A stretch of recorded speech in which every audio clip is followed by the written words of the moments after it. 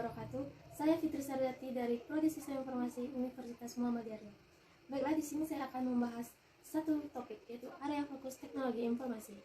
Pada tata kelola teknologi informasi terdapat 5 area yang harus dilihat dalam penyeimbangannya antara ekspektasi dan risiko. Kelima domain yang dimaksud adalah sebagai berikut. Yang pertama itu menyatakan peranan dan fungsi teknologi informasi secara jelas dan tegas di dalam perencanaan bisnis kooperasi. Yang kedua yaitu mentargetkan objektif bisnis yang hanya bisa dicapai dengan keberadaan teknologi informasi yang handal.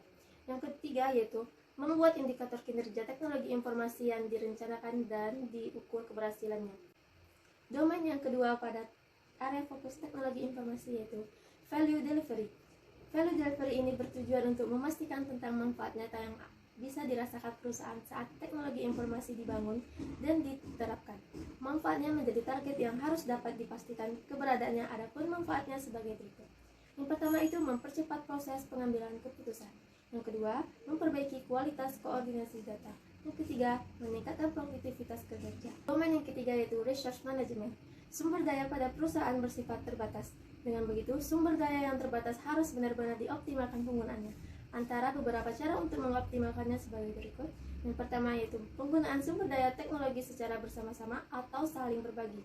Yang kedua, penjadwalan penggunaan sumber daya teknologi sesuai dengan prioritas atau kebutuhannya.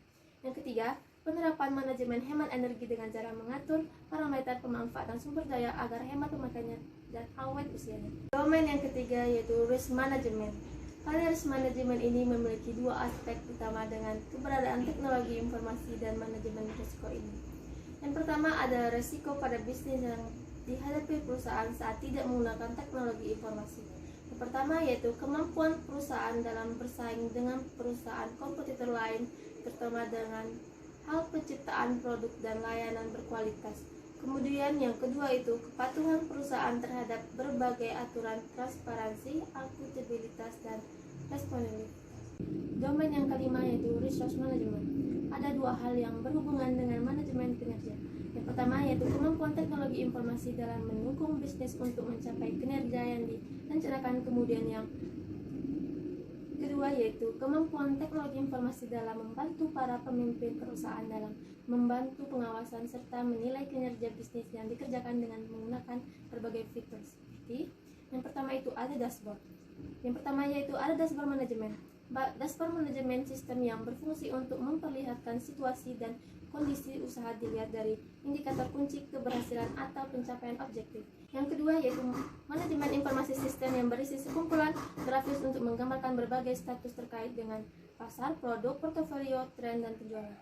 Yang ketiga yaitu desain support system yang menyediakan data serta informasi lengkap untuk keperluan pemimpin usaha yang mengambil keputusan penting.